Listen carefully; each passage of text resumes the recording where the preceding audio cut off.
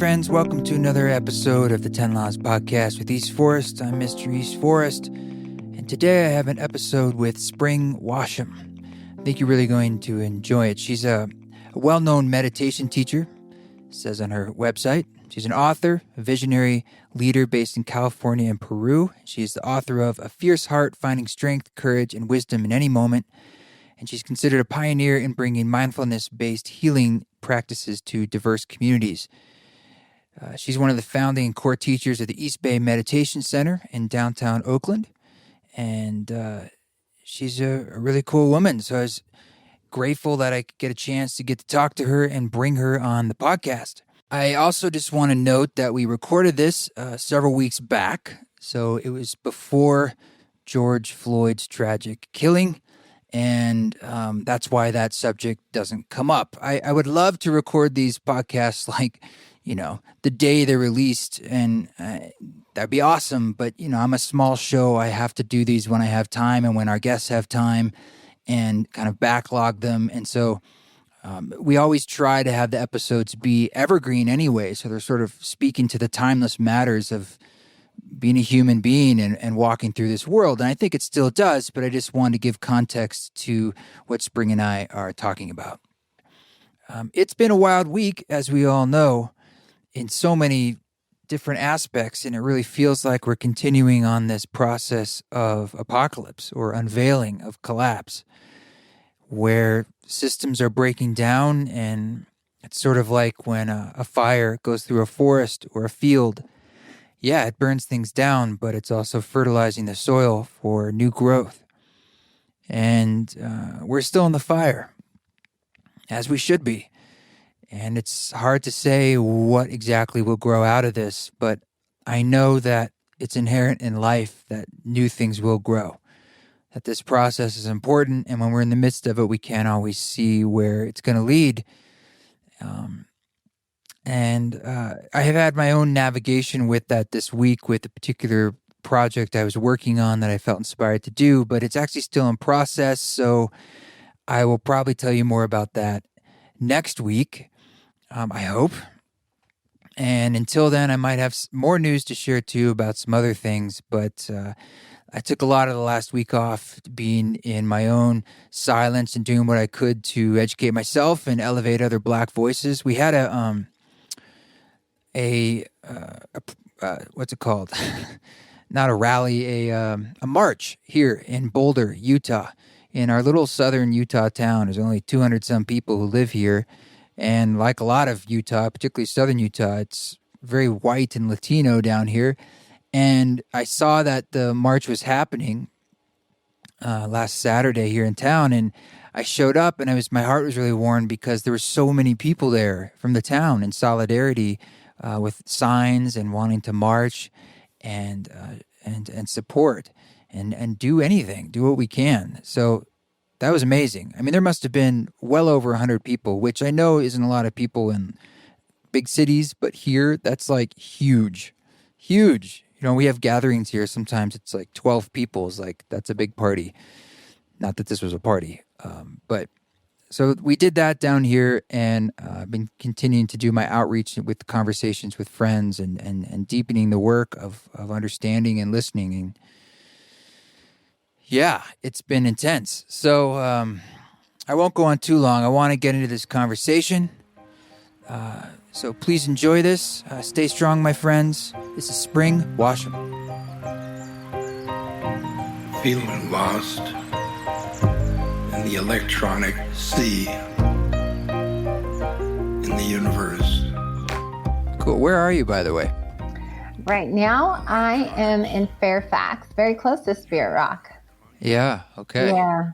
I'm sheltering down here over near the rock. That's where all the teachers we've all flown back over here. How are you doing with everything? How are you feeling? Well, it's a lot. This has been, I didn't plan on being even in this country. So I've spent half a year in Peru. I was planning to relocate more to South America, Central America. So it was just a complete, as we all, our schedule went from, I had the perfect 2020 calendar mapped out. oh, it's going to be so great. And it's gone. And I'm just back here and I'm just being with that, you know? Yeah. Yeah. A lot of this is like just settling into what is in a really profound way. Oh, yeah. It's really, and that has its own, yeah, it's a very intense time. People are writing me. I have sessions, you know, I do a lot of healing work too. And so it's a lot of people experiencing dark night of the soul. Some are thriving, you know, those other people putting out all this great content, carrying everyone through, you know, and then so it's just really hard. And so we're going to see, you know, we have an election coming up, which is very destabilizing. I feel like this year is going to just be a lot of working with what is and meeting these intense moments of uncertainty and maybe not what we want and confusion and fear and then love and faith. You know, it's all mixed up together. Yeah. I do feel like there's this situation is meeting everyone uniquely. And like for all of us, there's an invitation for everyone, even if it appears that someone is thriving, and perhaps they are in, you know, in their own way, and someone else is being affected much more acutely. I really sense in my heart that there's a collective metamorphosis that is laid before us that is yet to fully emerge what that is, and there's an individual that even for myself, I'm not sure totally what it all is, but I can feel it. And I don't know about you, but have you been feeling an invitation in a sense? You know, I think for me, I'm always in an optimistic state. You know, even the darkest hour, I'm like, okay, well, we're gonna get through it. You know, I'm that's like the Bodhisattva archetype. You just work with it. So for me, I've been really connecting to the ancestor world, you know, and feeling all those who have endured before, who have overcome as examples of how to be more powerful, more present for myself and others. You know, so for some, I think this big piece is just, you know, and also I work in the, you know, shamanic world a lot with my work, but I don't know, I've been feeling like I'm going back in time, you know, and relying on this is the greater ancestors that have walked through dark times, you know, and did it nobly. Yeah. Yeah, maybe it would be helpful. You could tell folks just a little bit about the work that you do and the intersection of the traditions that you hold. I think that might be some helpful context. Yeah. Well, I've been practicing meditation for about 20 years, and I met Jack Kornfield actually on a 10-day retreat. We were just talking about Jack Kornfield, the founder of Spirit Rock Meditation Center. Yeah. And, you know, almost 20 years ago, I met him while I was doing a retreat. And I really started working with him after that and training. And I was going to long retreats. I thought I was going to be a nun for a long time. I definitely have that in my Akashic records. Oh, yeah, definitely. Well, you know, nature outside practicing, you know, is kind of the mystical yogini, dakini school, you know, sort of a wild woman kind of spirit energy. I've always had that. I've always been influenced by that. And so I practiced a lot. And so that led me into starting a community in downtown Oakland, East Bay Meditation Center. So I wanted to have a community that was more inclusive. Having been around Spirit Rock, you know, I wanted something really urban. So that we founded that. And then I'm on the Spirit Rock Teachers Council. And so just studying Buddhism and Dharma for many years with many different types of teacher. I have a Tibetan teacher. I have, you know, I sort of come through the Thai forest lineage through Jack, Ajahn Chah, great Thai master of the last century. And so then at some point I was doing all that work and I started to feel tremendous blocks in my system. And I was on a 3-month course, isolated, doing intense concentration. I kind of fell apart in a way I never had before. During this 3-month?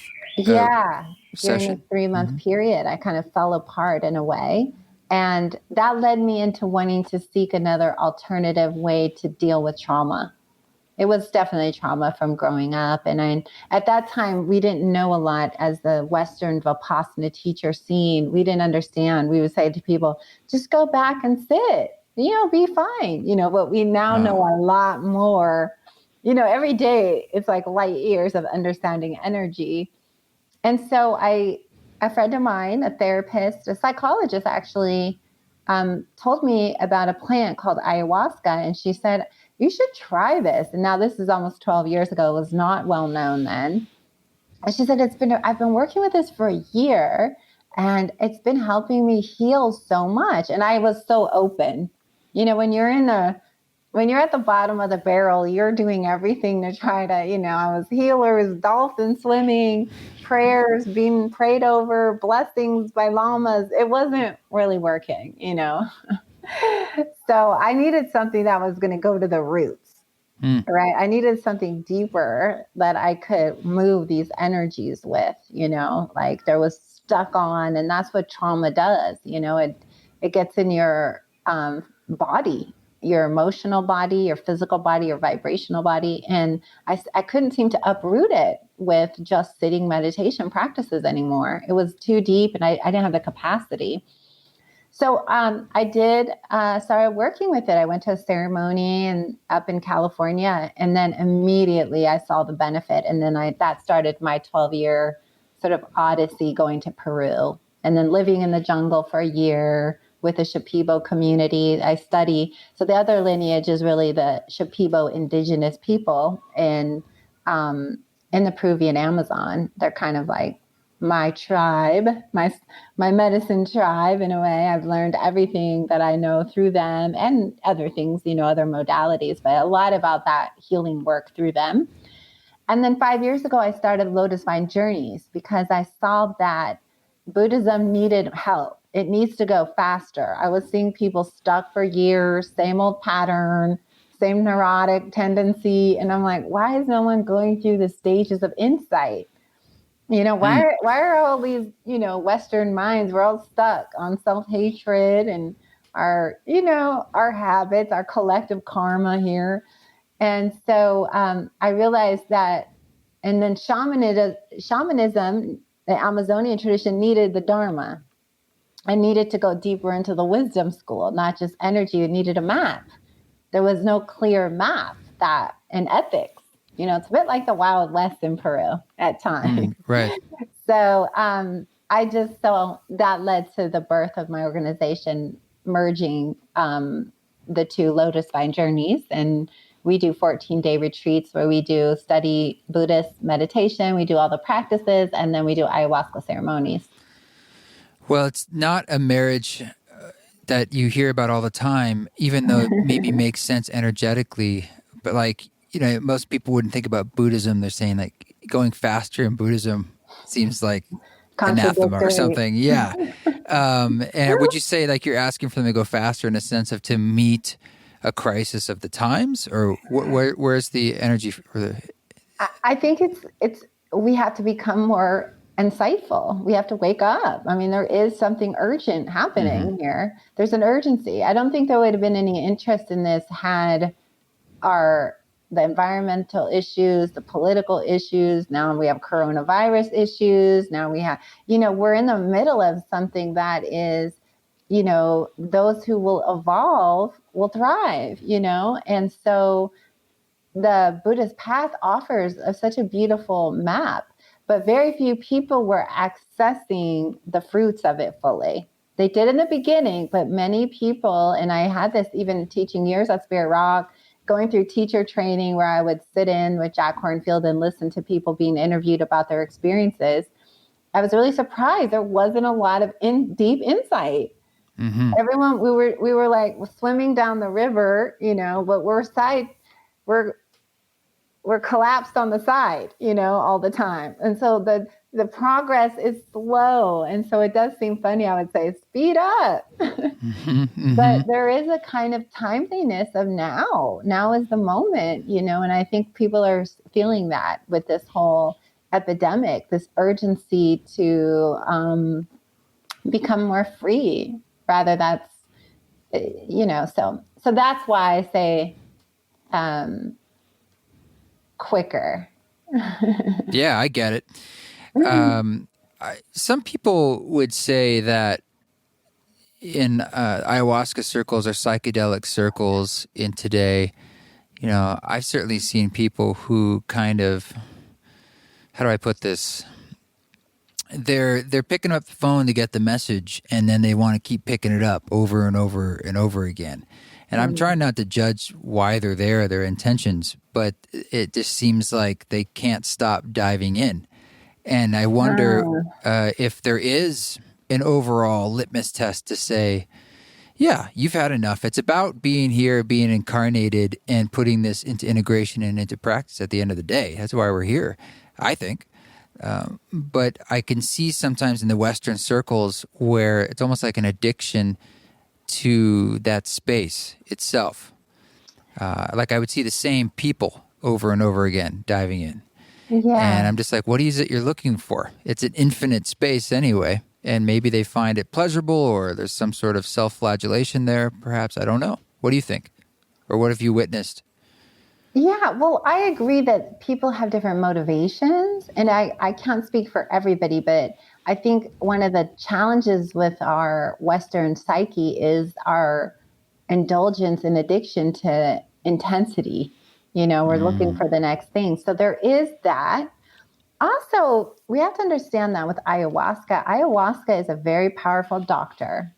She cannot be manipulated in any way. She's like, so it also, sometimes people are working on things that take a long time. If they have deep traumas, it's going at a slow pace. It's like going to a doctor, getting treatment. It's like someone in therapy for a really long time.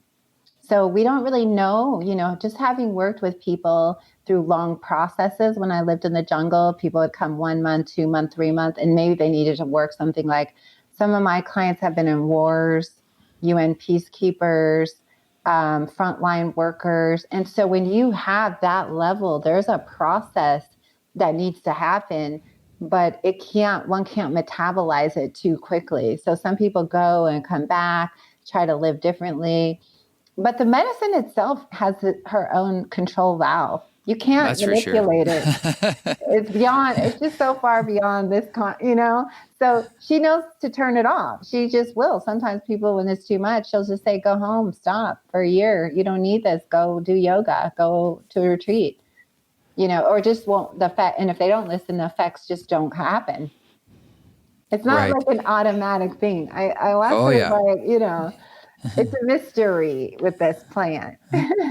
Yes, I would say in some ways it feels non-negotiable. It's like things just are. You're on the ride. And then when, and so sometimes people might look at it as addiction. Like for me, I had a long process with healing trauma, and it took a lot of ceremonies at a certain time. I was going really deep, and it was like every time it was like lessening. I had family stuff like my mother and suicides and all this violence and child stuff, so when you're really trying to let go of that, and you're serious about it, you'll be in a longer process. Some people don't need that. They only need maybe 1 or 2 times in their lives. I've met people like that. They saw all they needed to see, and it set their life on a course. Right. So everybody's relationship is a little bit different. And to your point, there are people who will attempt to monopolize, appropriate, grasp, greed and wanting. All of that is always going to be connected in the human psyche to anything here. And that's part of the Four Noble Truths, and eventually they'll have to look at that and be in their body, because that can only happen for so long on that route. Yeah, I would imagine there's people who use it for sort of dark magic in a sense, or or it could turn on a kind of self-aggrandized importance in a way. Well, that's why we love the Dharma with it, because we're always talking about egolessness, Mm-hmm. and in bodhicitta, service to others. So we're grinding down the habit to reestablish a very intense, strong sense of self and importance, And so when you have a backdrop where you're studying Dharma, that's what's influencing your journey. Set and setting is key. If you are in a community where there's no teaching about that and everybody is, really maybe macho shamans and, we're going to do that, you'll be influenced. Everything has an influence. So that's why I said it needs Dharma. That reason. Yeah, I found for myself, meditation itself was the doorway through the experience of almost any psychedelic. And I don't know, like it can be really challenging without it. If you don't have that sense of focus in a way actually is what unlocked the gifts of the medicine often. And do you use the meditation as a specific tool, or do you instruct people or guide them to use that inside ayahuasca? Oh yeah, of course. I mean, basically, I'm teaching this is ultimate meditation. Yeah. This is the supercharged meditation. This is like, we're going to go really fast here, everybody, through a lot of stuff. And can we be present? Can we be in our body? Can we be in the heart? Can we practice? Throughout the day, we do meditations. We're doing movement. We do a meditation before the ceremony starts, and to give a Dharma talk right before, tools on how to navigate. Can we be in the body? Right? And this is and that's what our whole team is just reminding everybody how to be here with the moment that's really intense or really painful or really blissful or, it's ultimate practice. So that's why I like the merging. Without it, I wouldn't be as interested. Do you find there's a particular style of meditation that works particularly well inside the inside the ayahuasca? The first foundation of mindfulness of the body. To keep, because what we're doing is we're healing the energies that are in the body.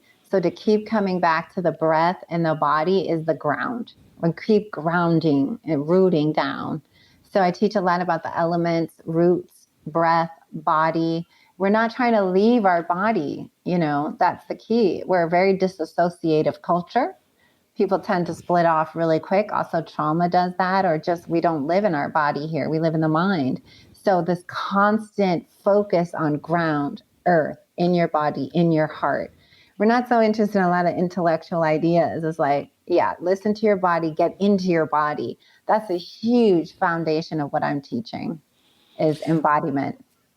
It must be interesting too, because in ayahuasca, the purging aspect is often really tied to the emotions of the experience itself, like that. Like you could be holding on to something, or a trauma even, and I've heard about that a lot. And the purging itself is a kind of exorcism of that trauma or part of it.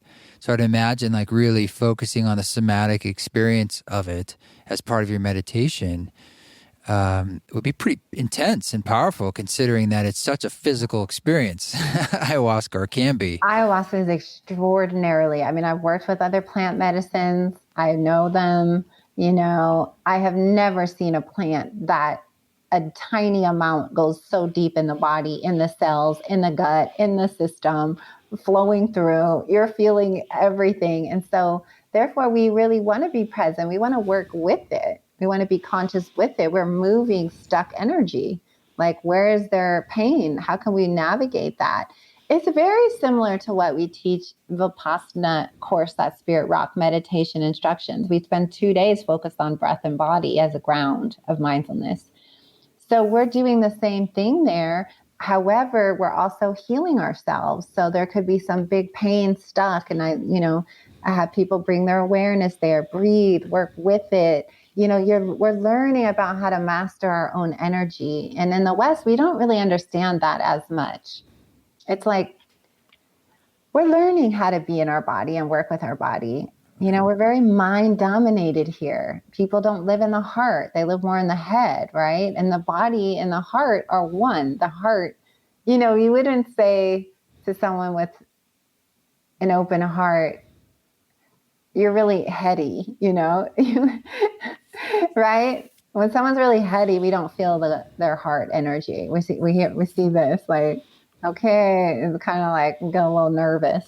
Like, is this person here, right? So I'm trying to help people get here, because I feel like that is the biggest issue that enables people. If they're not in their body, they will walk on their earth not knowing they're creating harm. They will move in their life with unconsciousness. When you're really in your body and you're feeling with your body and you're rooted in your heart, you're aware of your contact with others. You're aware how you move on the planet. You're aware of Pachamama. You just have an awareness that is really key to non-harming too.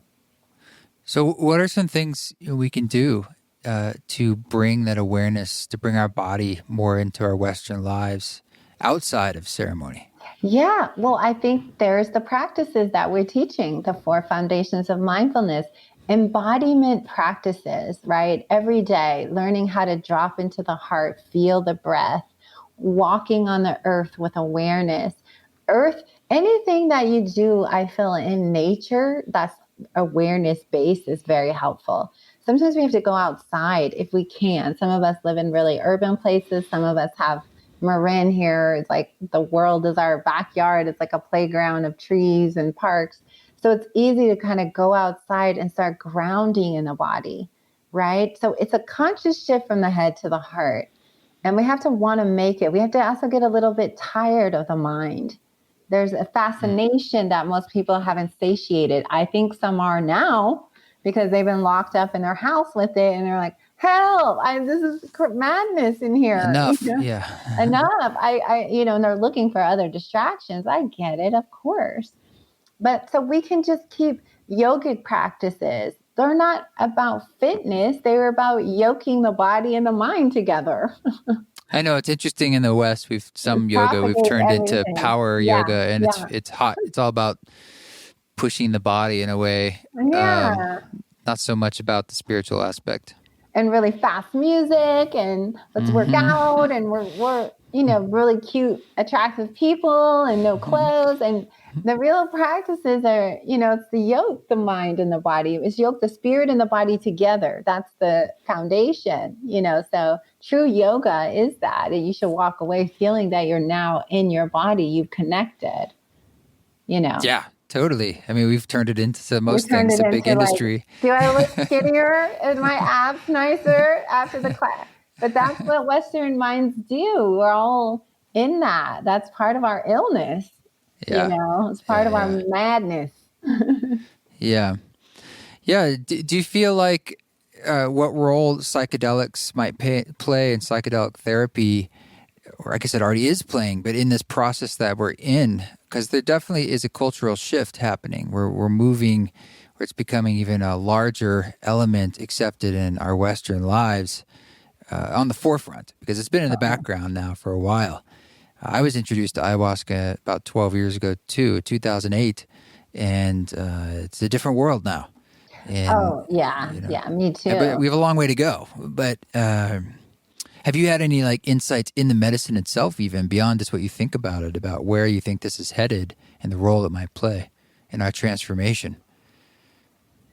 Well, I think one of the things is that, so for me, I don't use the word psychedelic as much. I kind of have an issue a little bit with that word just because it feels like this is then connected to Albert Hoffman and Timothy Leary in the 50s. Like, this is thousands of years old, right? Mm-hmm. And I know a lot of Westerners. So it's like contemporary baggage for you, in a sense? Yeah, it's like it is because of entheogens, plant medicine, plant spirit medicine. But I know what you mean. And I think that the plants are rising because right before the shutdown of Peru and the world and all these countries, I call it Peru the new India. I mean, thousands upon thousands of people piling down into the jungle. And I feel that as we move into this more earth consciousness, this next evolution here, the great shift, hopefully we're going from the industrial growth model to the more life-sustaining model, right? Hopefully this is what this period could be about. But I feel like the plants have a role to play. the plants have a role to play. Nature has a role to play. And I feel like all of these medicines, if you think about it, the vine grows in the middle of the jungle, right? It's in the heart of the Amazon. It's like holding strong vine roots, right? And all these medicines that are psilocybin and all these great studies done at Johns Hopkins and UCLA and all these benefits that people are able to use these plants in their highest form to connect to the spirit of consciousness of this earth body that we're living in, right? So I feel like in a way, the earth itself is throwing up everything out of the ground that here's some kale, eat that. Here's these plants, have these. Whether they're Chinese herbs, Chinese medicine, Ayurveda, it's a shift back into earth consciousness. And I just think for me, the earth it's a last stand. Are the people going to heal or not? And I'm going to give everything I got to help them see the interconnectedness here, that we are earth, that this is who we are, we're connected. Yeah. I mean, if I agree, we're obviously the earth. I mean, we're made of the earth as much as an iPhone. And it's sort of like we are ourselves sort of setting the stage to take a leap, to grow in a way. All growth comes out of a kind of friction and challenge. And so we've set the stage for a really amazing opportunity, but it's such a big, challenging collective change when you have 7 billion people on the planet. But it's like if you can pull that off, it's one of the greatest heists of all time in the cosmos. It's like we've done it, and it is a Herculean effort obviously it starts with the individual, right? There's no other way that change happens. We change from the inside out. Yes. Yet what COVID has shown us is how we can make collective changes so quickly if we have the motivation and choose to. Yeah. Look how fast we went into hyper, mode around all this. Mm-hmm. And also, we don't need everybody to wake up. You just need a percentage. Yeah. I was just saying that the other day. If we're 7 billion, I'd be like, give up. But if there's a percentage can switch the whole, because we are all cells living in the mind of this like great being. We're all moving together. Just a certain amount of really healthy cells turn the tide. Yeah. I was just saying that. It's like yeast and bread. It's a small additive to make the loaf rise. Look at, and that's nature, right? That's chemistry. That's showing us something right there, and so the only danger, I think, in this time is that the plants are vulnerable to the destruction, so for me, I'm thinking of where we can begin to, I really want to move to Costa Rica and start planting thousands of vines in every corner of, land that we want to purchase. And so, because that might be, a danger, not so much with other things, but with ayahuasca. Right. Tell me, inside the Buddhist community, is there pushback? Are there people who feel like this is cheating, or that's not our tradition, or there's dangers or ignorance perhaps, or what do you find? Oh, yeah. In the beginning, I definitely became controversial. I think I still am very controversial in the Buddhist community. They don't tell me as much anymore. As a younger teacher, they knew that I would go to Peru in my community and say, Spirit Rock and the Western Vipassana. They knew I was going to Peru, and they were fine with my own healing work. It was when I started talking about it. And the merging. I mean, just taking people to Peru, but retreats. Yeah, that became and I just really listened deeply to the elders, and I understand that this is controversial. Oh, I get it. It is in a way, for sure. And I just honor that.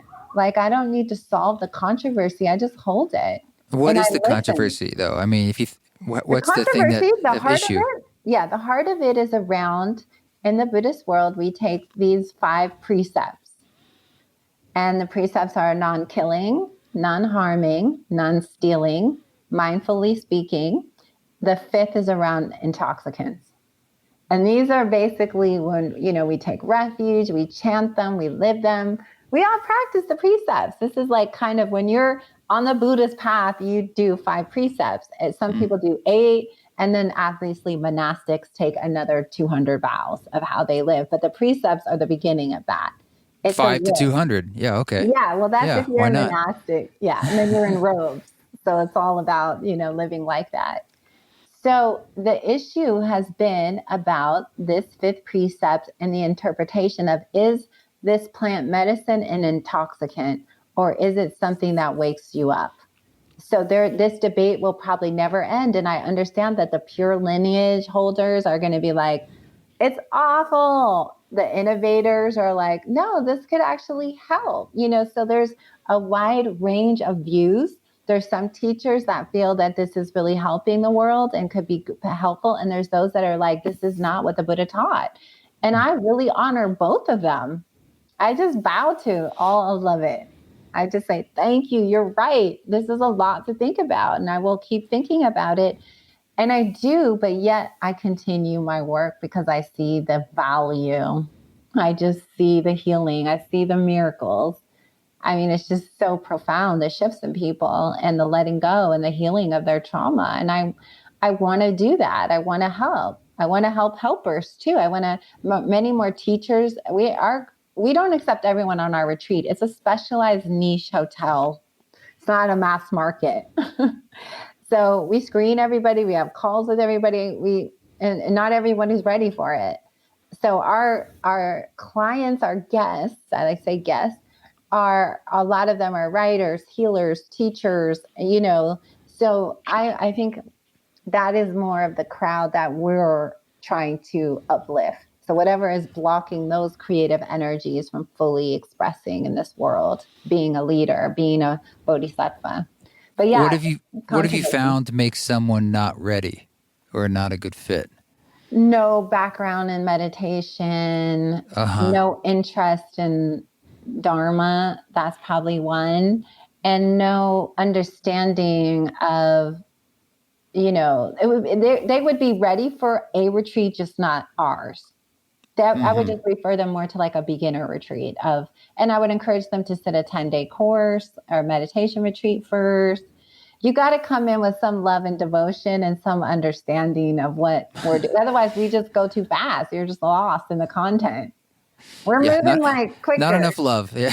Yeah. They just wouldn't keep up with it. And it wouldn't be the fit with the rest of the community who is, part of also what we do with our retreats is we're restoring a sense of what real community and Sangha is. That's also a big trauma for people, right? If you've had incidences and you feel, we're coming together and reweaving a sense of like real Sangha here.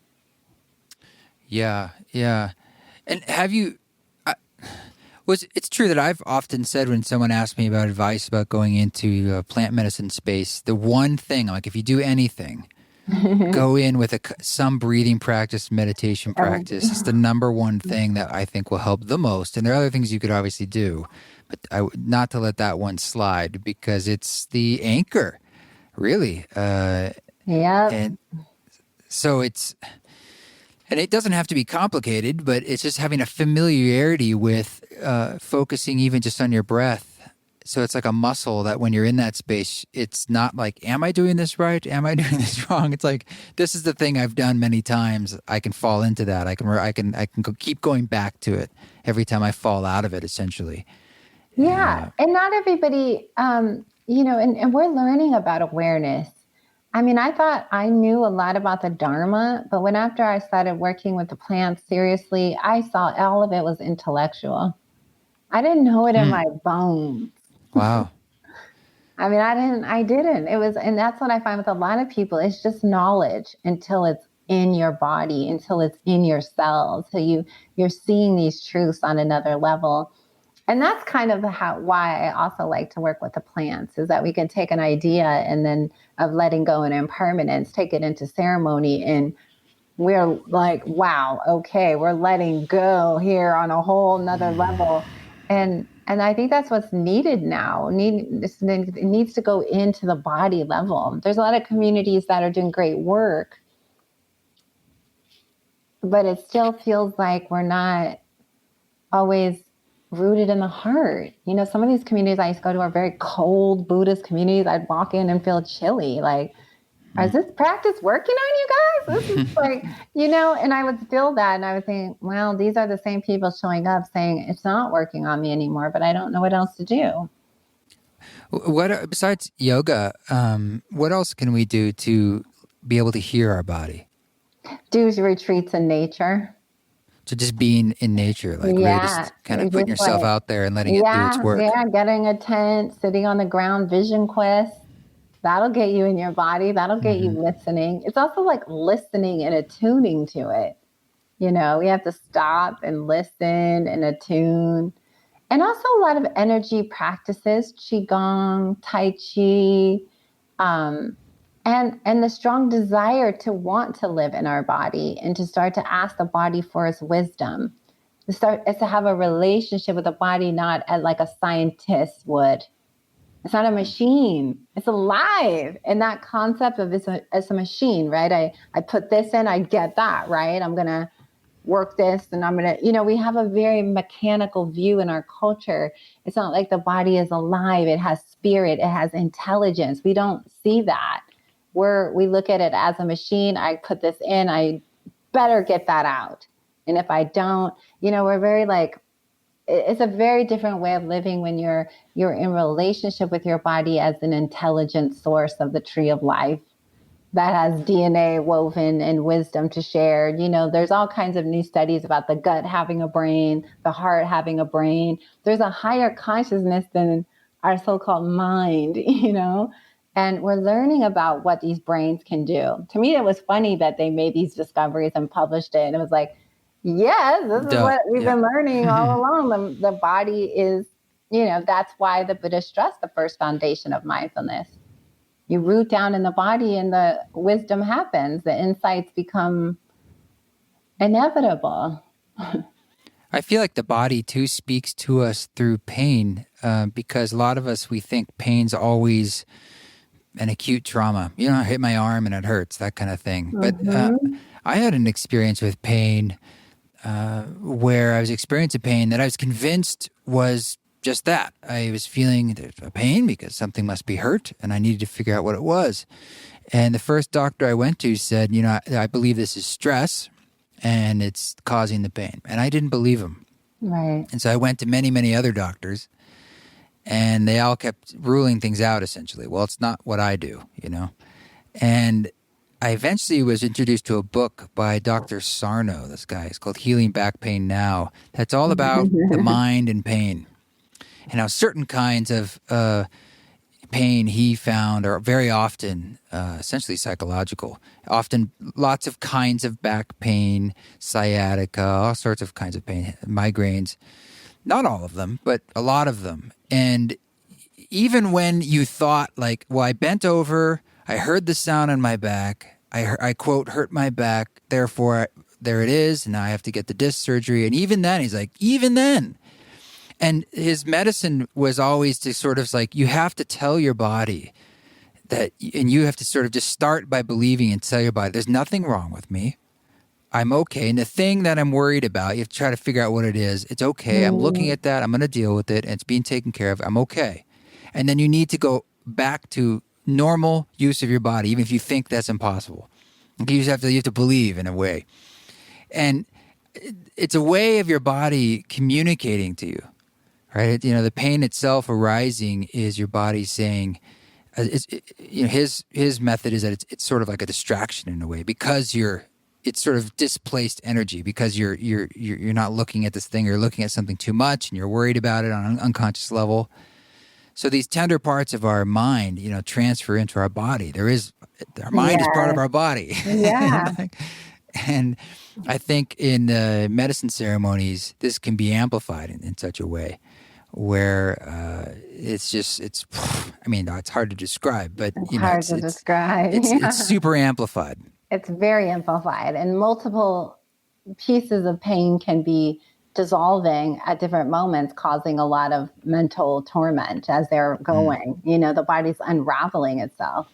And I definitely have always seen that pain, or we just in our culture, it's part of what we do is we medicate, right? So we never listen. We never get the result we want because we're not working with the body. We're just stopping symptoms, often making the body more ill by taking an outside prescription a lot of times, right?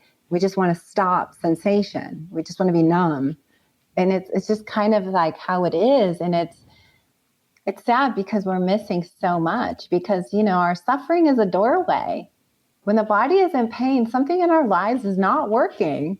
We could override it, but I listen to my body so much. When I'm making, I'm talking to people or I'm doing things with people or I'm about to sign something or I'm like, I'll listen to my body. If my gut starts to get a pain in it, I just tell everyone I have to pause. My body is like, but when I'm just like, yeah, and my body's like, I'm like, oh, this is a collaboration I need to do. But when even a good deal that sounds good, I have turned away late in negotiations on certain things that I kept being like, but I'm suffering. And I just told my body is not wanting to go this direction. It's hard to tell. You ever wonder if it's like fear because it's the newness or it's like, can I do this kind of thing? Yeah, I have. And I've sat with it. That's why I take my time with it. Yeah. Right? Is this just a mountain I'm scared to climb, or is this just not the right energy? And pretty soon I'll look and I'll find that it's like we're not aligned, right? There's some deep misalignment energetically from what's being said and what's actually, I'll just pause. So, but my body, I often, I just take tremendous guidance from it and listening, and it's attuning all the time. That's growing my ability to listen to my heart, and the heart is in the body. It's not in the mind. So if I want to feel my heart, I have to be rooted in the body. You can't think your way to love. It's a sensation, that's emanating. It's a felt sense, and you can't get there through here. It's like you have to actually live in there. Like Jack Kornfield.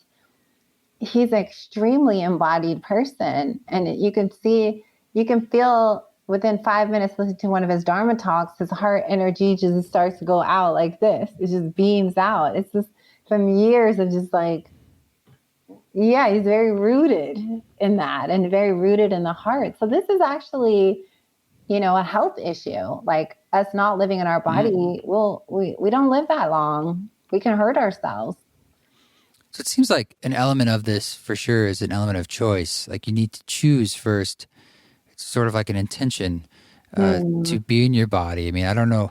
The doorway into it is, I think for some people who want this, they might find it to be a bit mysterious.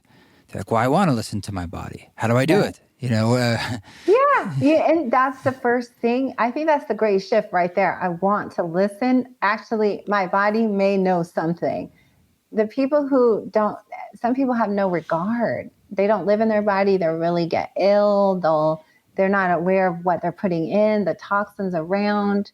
We get this vehicle and we have to manage it as a part of our spirit. It's connected. The mind manifested it, but it's not just empty, phenomenon. There's a force in it, and there's an aliveness to it that we can engage in. And I'm writing my new book about all of this, the energy body and how I see things with the medicine and how we've helped people heal deep things in their body. And right now, many people are healing deep, old stuff is coming out through the body right now. People are we got Pandora's box open right now. And yeah, well, the virus too obviously affects the body, and so this whole thing is a body thing, really, and it's an invisible body thing, and it's the doorway into all these other hidden aspects of our world and our lives that need attention, or that were left undone, or there are weak spots in our world, and it's revealed essentially by a potential sickness in the body. And we all thought we prepared for a war of some kind to happen where we would see this kind of global thing, right? We had thought it would, but the fact that it's a flu and it affects the lungs, a virus like this, it's forcing everyone to look at how they view their body, what they're putting in their body. Hopefully some won't, they'll ignore it. And that's just part of what will happen. But a lot of people are paying attention And this is what could be a positive outcome, is this refocus on health and wellness, not capitalism, but human values, human life. That could be something that could shift out of this.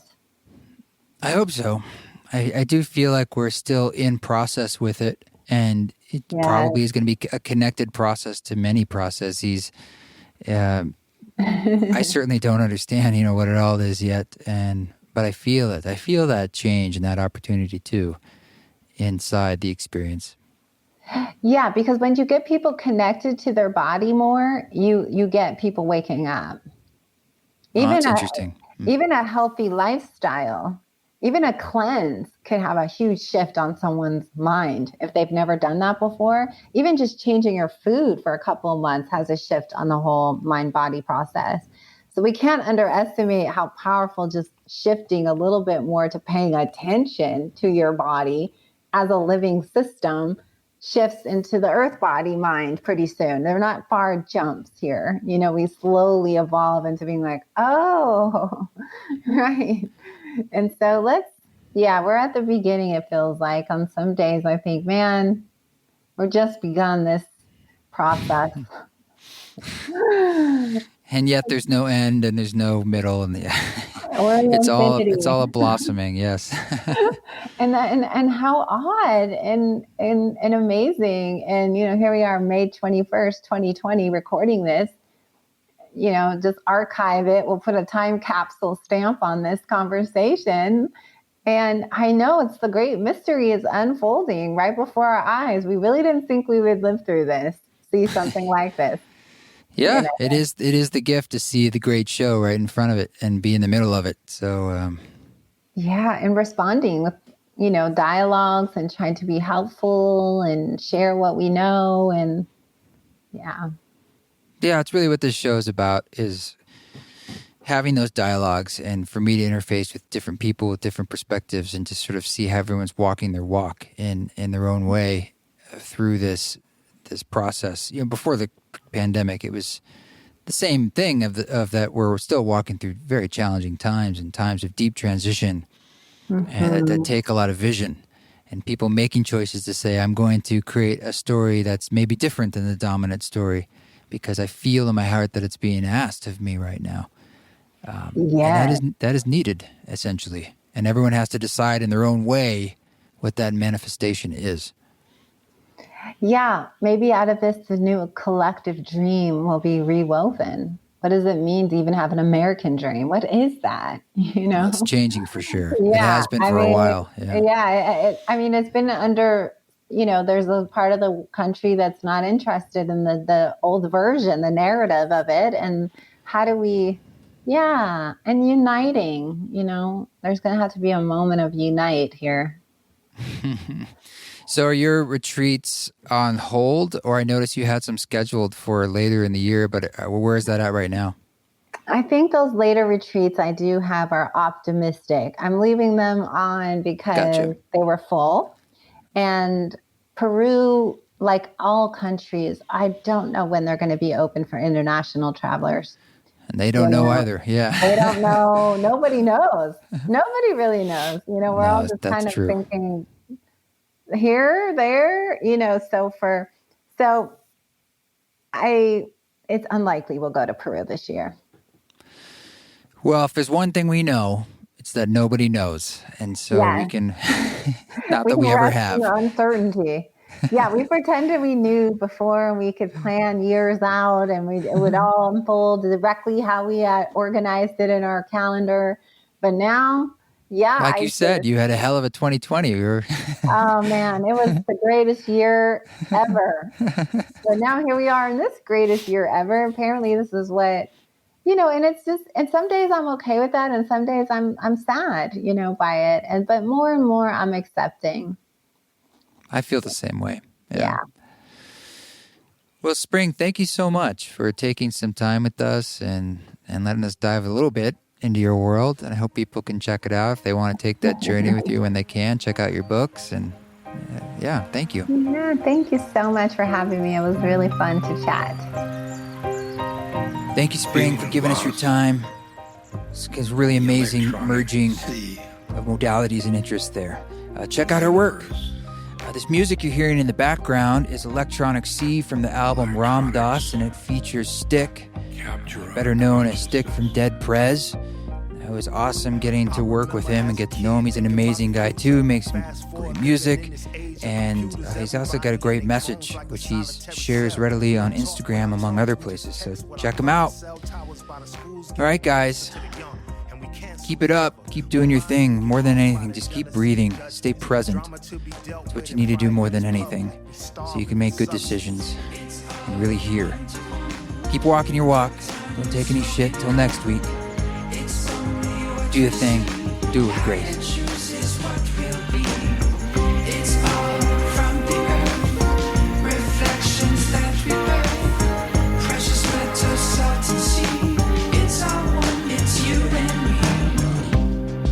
Is a sickness that is coming from the identification with separateness, the individual. Modern technology, double-edged sword. It's everywhere at once, impossible to avoid. The whole world connected through the click of a button. We nuke our own foods in the microwave ovens cause it's quick and convenient. We know the government taking peeks at our email, yet we still need it. Fine print, we don't read it. Take a bite out the apple like Eve didn't eat.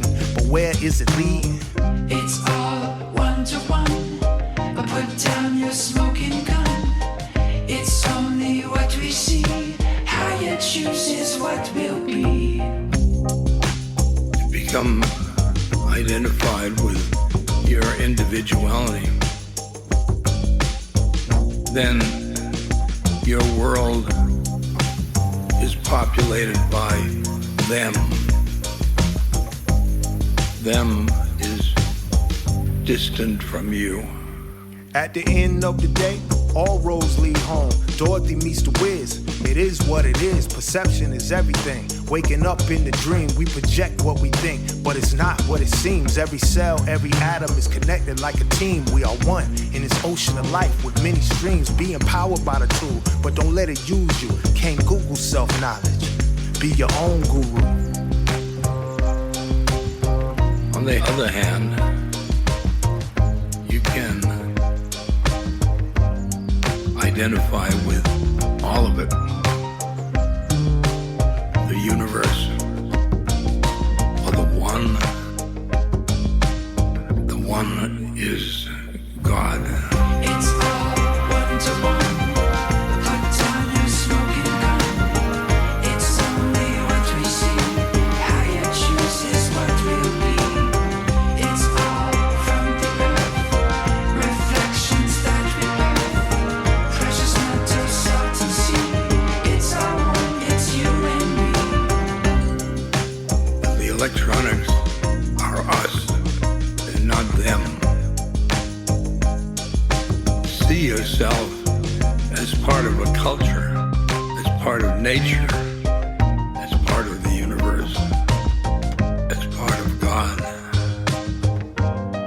Yes, sir. Indeed. Our consciousness is one. Your consciousness and my consciousness, it's one.